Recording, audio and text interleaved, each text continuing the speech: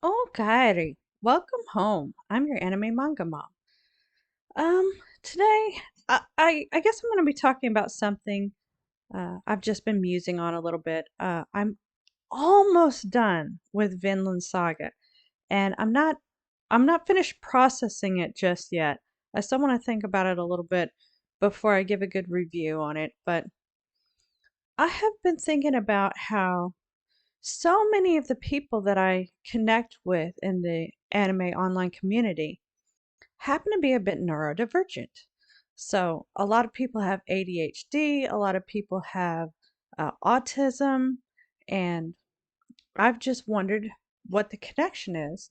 I looked up other videos on it, and I only found one in connecting the anime community, anime and manga, and neurodivergence.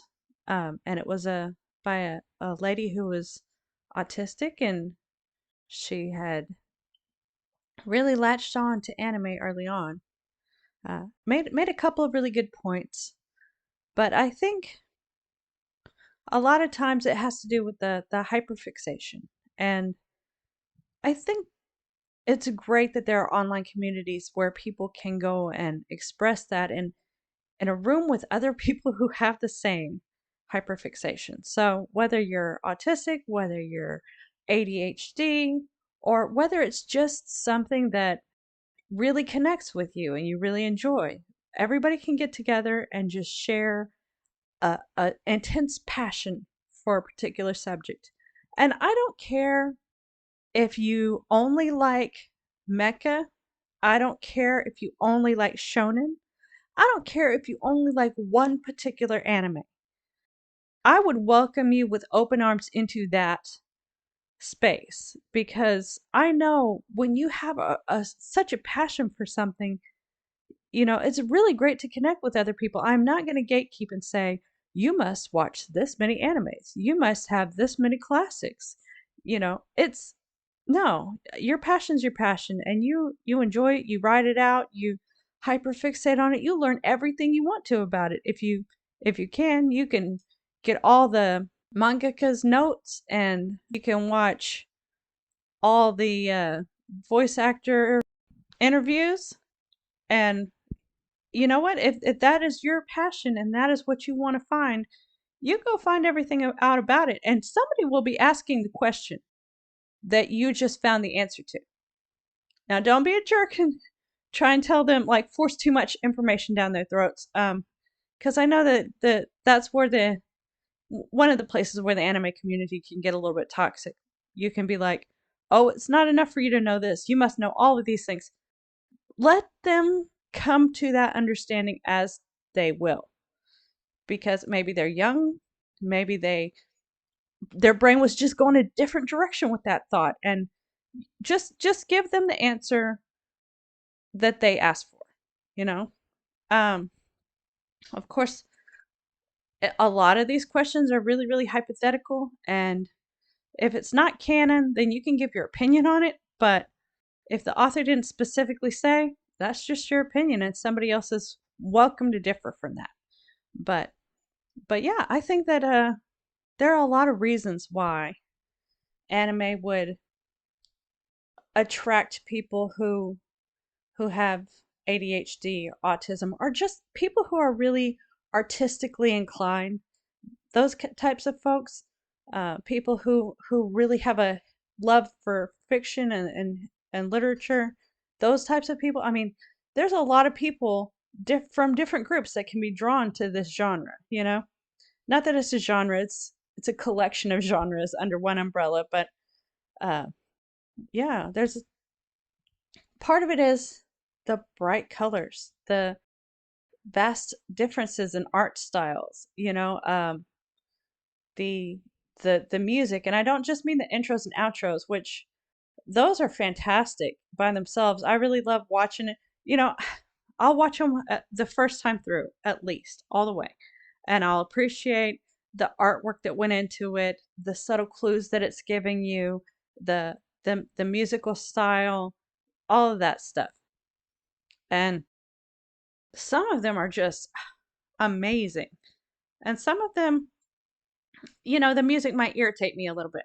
But it's definitely worth listening to, even though it just might, not be my type of music.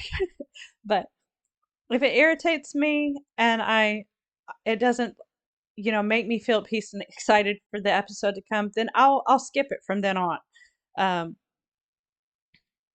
even unless the artwork is just so great that I could just overlook it. But if it's one of those musical pieces that really speaks to me, oh my goodness, not only am I going to be watching it every single time, but I'm going to look it up on YouTube. I'm probably going to buy the song on Apple Music, and I'll get the Ramaji lyrics from uh, Genius or something, and then put them in my collection until I can learn the words to that song. I'm just saying that's one of my things that I like to. I love music, and I love a lot of these anime intros and outros, and even a couple of like theme songs through it. My work alarm is the sounds of sorrow and sadness from Naruto. Yeah. But that's how I know, oh, you got to get in there and get to work. I have, yeah, I like music. That's one of my things. Um, but that's one of the aspects, the colorful and the textured backgrounds and uh, the voice actors. They have they're each their own style. And oh my goodness, when I hear one of my favorite characters from one anime and another one, I'm just like, I know that voice. Who is that? Which might be a little distracting, but I enjoy it a little bit too. Uh, so the just figuring it out if I can, and if not, going and finding out what else they were in. So I do have my favorite voice actors in English. With the Japanese, I can't really distinguish. I don't know if they just have more voice actors available, and so a lot of them aren't repeated. Sorry, I try to say two words at once, but um, yeah, a lot of them. Yeah, I don't recognize the Japanese voices as much because I'm so busy trying to understand the words. Because I do dabble in studying Japanese. I'm not good at it, and I think there are a couple of aspects of language learning that I'm missing. Specifically speaking, I definitely don't do that. But I'm also a little deficient in grammar learning, so I should really maybe go to a formal teacher one of these days when I get serious and when I get a little money. Uh, but for now, I'm just kind of more learning vocabulary and uh, practicing my listening when I'm listening in Japanese. So I have expanded my vocabulary a little bit just watching anime and, like the Mamoru. That's one that I learned watching Bleach. I kept hearing them say Mamoru and the different conjugations of it. But Mamoru is to protect, and that makes sense because Ichigo is one who protects. So that is quite the theme of that show. But I learned it by hearing them repeat it so much, and I'm like, what is that saying? And so even though I hadn't gotten to that in my class, which I haven't done in a long time, but that's beside the point. Anyways, so language learning, that's another thing that I picked up from anime is I just was very, very curious. I'm like, I wanted to know what are these words that weren't translated. I wanted to know um, what the things that were written said. I wanted to understand the person's name and what it meant because they are very, very blatant with the names sometimes. So you know exactly who that character is through their name. So, but I like that. I kind of tend to do that in my story writing as well. I will find usually a word that means something, and I will assign that to my main character. And then I also will look up names that mean for my other characters, or sometimes I'll just, and if I change a character's name, their personality changes. So that's but anyways, we're talking about anime and neurodivergent. Sorry, I got sidetracked. Um, what else could be appealing? Okay, a lot of times people who are a little neurodivergent have trouble with social cues, sometimes with people's emotions, what they're expressing. And anime is very blatant about this. I kind of relate it to, I used to watch a lot of children's shows when my kids were small, and I would watch shows with them. And there's always a bit of overacting in children's shows because you want the kids who might not pick up on it as well, who are very young and immature and not in touch with feelings and what they are, so that you overexpress them. And it's done intentionally as a learning device and a, storytelling device. But usually when you get into older shows, you're supposed to have picked up on more of the subtleties of that emotion, or you just are more familiar with that emotion, so you don't need it clued as hard. Now, anime doesn't typically overact as much. Sometimes it really, really, really does. But some shows it's a little more subtle. But they also give you visual clues. Like if you see a drop of sweat, you know that character is anxious or stressed, uh, worried maybe. And then if you see them covered in sweat, you know they're kind of terrified. They're very, very anxious. They're very, very worried. So it's just very intense. But they show that with more sweat, or like behind me, I have these bubbles because so many times there are these little emotion bubbles that you see, or little sparkles in the air if somebody is just feeling an intense positive emotion. Uh, so they're if it's a loving emotional, they'll do hearts as well, or people will have heart eyes, or you have that little hash mark sign on somebody's forehead, or when they're angry or irritated. And there are just so many visual clues that are across the board with anime. If you watch one show, you'll see it in another.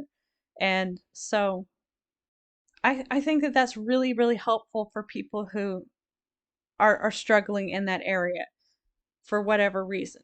Um, you get to hear the characters' internal thoughts sometimes, or sometimes they'll even go to their own interior world. And uh, a lot of traits that people who are a little more socially awkward. I mean, there are whole animes for people who are socially awkward. Komi Can't Communicate is about someone with intense social anxiety disorder, and trying to navigate high school through that. So, but a lot of traits that people who are a little more socially awkward have are expressed in anime and often celebrated too. So you'll see Deku like quietly mutters to himself, just lost in his own thoughts in his own world. Maybe that's from being more isolated growing up, for not having a quirk, or maybe he's just slightly on the spectrum. You never know. And that's another thing. Some people argue about uh, autistic coding, or uh, representation of people, and having it overtly declared. And I think that's, I don't know. I don't know how necessary that is, because I think if you portray a character that has symptoms, uh, one, not everybody's the same, so they shouldn't have to have standard symptoms. Two, maybe maybe they're not of that neurotype, of that style, or maybe it's representing people who just don't fit the mold. So whether you're this or that or the other, this character is someone you can relate to, and I think that's valuable. I don't think that you have to have a specific representation, but you're free to disagree. That's fine. Um, but I mean, I think everybody feels a little out of place, a little uh, underappreciated, a little underrepresented, a little invisible sometimes. So we're all human. We all share these same emotions, and I think that anime really tracks that type of person in all of us. So I'm happy to share anime with people who are neurotypical, neurodivergent, people who are very passionate, people who are artistic and autistic. Anybody who loves it like I do, I want to encourage that. So, but I've just noticed that there's a trend with the people I meet. Maybe just the people I connect to, because I'm sure there are a lot more out there. I know that there are toxic people out there in the community, but that's going to be true in pretty much all communities. You know, sometimes damaged people lash out in ways that is just not very uh, helpful for the rest of the people, but they're hurting. So, unless they're being really cruel or mean, sometimes people have bad days. And don't be toxic. I'd rather that not be the case. If you continue to be that way, you might be exiled. But I, for everybody who's willing and ready to share their passions with others, I say welcome. You know.